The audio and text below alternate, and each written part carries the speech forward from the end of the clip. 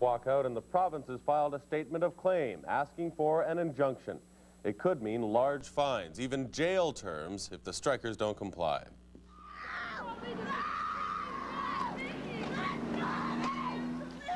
It was scenes like this that prompted the government to go through the courts, seeking an injunction to stop the strike. We've carefully assessed the situation throughout Alberta, and we have found that some of our clients clearly are being put at risk. As a responsible government, we simply cannot allow this situation to continue. I'm anxious to see our social workers back at work and providing those essential services before something happens.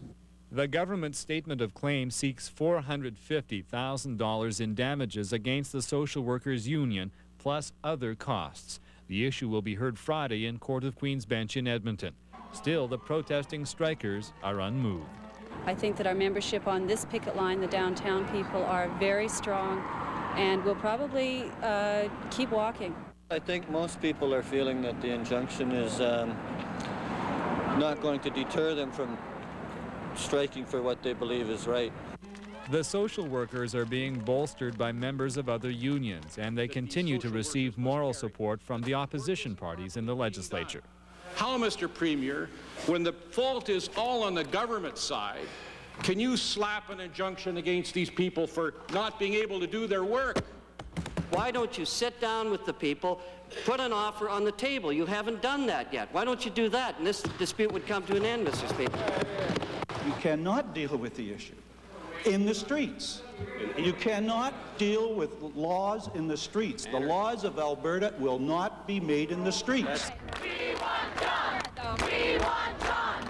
Even as the Getty government proceeds through the courts, it finds itself battling more than just the social workers, but also the rest of Alberta's union movement. Labour plans a mass rally at the legislature Friday. Bob Makachuk, Eyewitness News.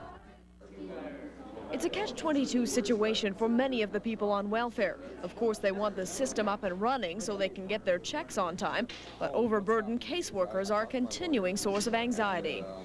You go there and he tells you to make an appointment for the next day or 2 days later, but your problem is there that day, it's not there 3 days down the road. In a crisis situation, many of the welfare recipients simply don't know where to turn and end up at facilities like the Bissell Centre for a little something to help them get by. A lot of them haven't been able to see anybody, or they've been trying to call and they've had busy signals, or they haven't been able to get through at all. So they've just given up often and come in here instead, short-circuit the system. I've heard people say that they've had to wait up to a week to get a hold of their social workers, and up to 2 weeks or more to see the social worker. When you phone them up, they say they're busy, eh? Despite the fact that social workers' strike has meant chaos for many welfare recipients, they claim to support the social workers in their labor dispute with the government.